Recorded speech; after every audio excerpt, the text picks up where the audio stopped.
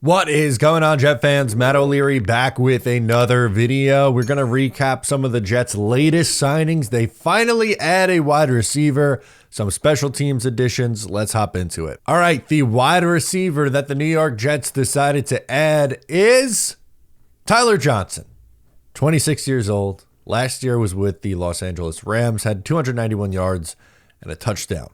Now, like I mentioned, he's 26 years old. He was a fifth-round pick by the Tampa Bay Bucks in 2020. His best game last year was the season opener, actually, against Detroit. He had 5 catches for 79 yards. He's not a big-name receiver.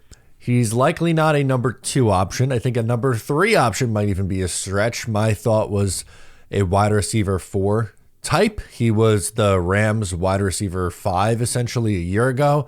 Now, he did play a little bit more than a standard wide receiver 5 because of some injuries, and he did okay. I think his calling card is yards after the catch. He ranked 7th among wide receivers in the NFL a year ago in yards after catch over expected.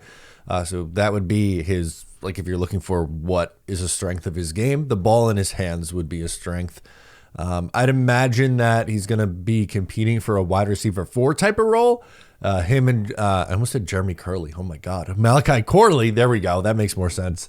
Him and Malachi Corley, I think, will be competing for that like 4th wide receiver on the depth chart. Now, they don't really have an answer at wide receiver 2 or wide receiver 3. It's Garrett Wilson and a big drop off. Allen Lazard has yet to be released. He is still technically on the roster. We'll see what happens there, but all signs point to him being cut. The Jets also signed a special teamer, Chris Boyd, from the Houston Texans, 28 years old. The thing that he's most known for is something that happened in the playoffs a year ago when he pushed his special teams coach.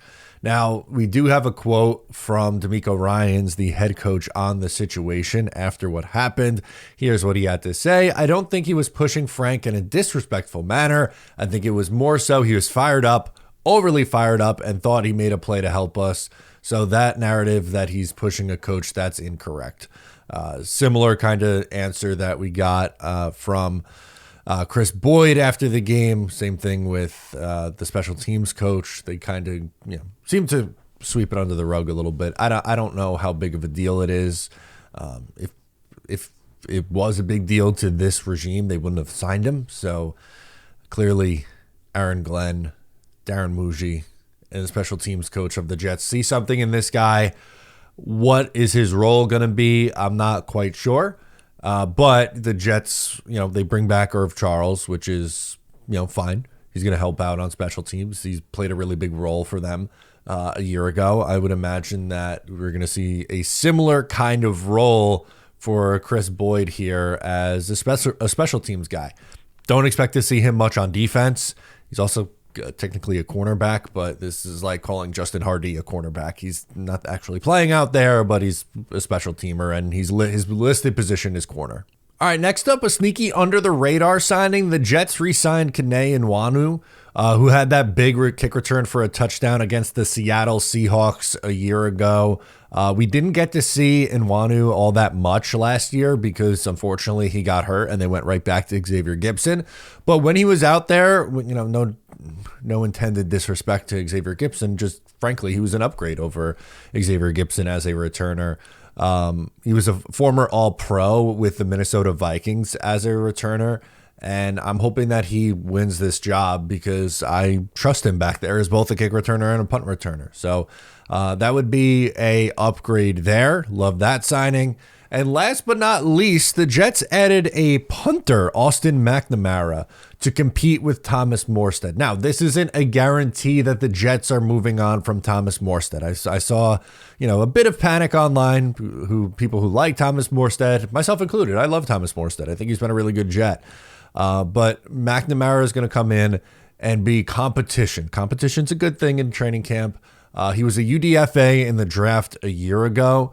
He ended up signing with the Bengals, but did not make the team. He ended up getting waived, so he didn't punt anywhere in the league a year ago. He has a huge leg. He set the Big 12 record, in the history of the conference for average punt yardage with 45.9 yards per punt at Texas Tech. So he's a big leg. That would hopefully translate at the next level. 45.9 is fairly average for an NFL punt. So hopefully, he'd be able to expand on that and add close to 5 yards to his average. You want to be around 50. I believe Thomas Morstead was at 47, 48 yards on average per punt.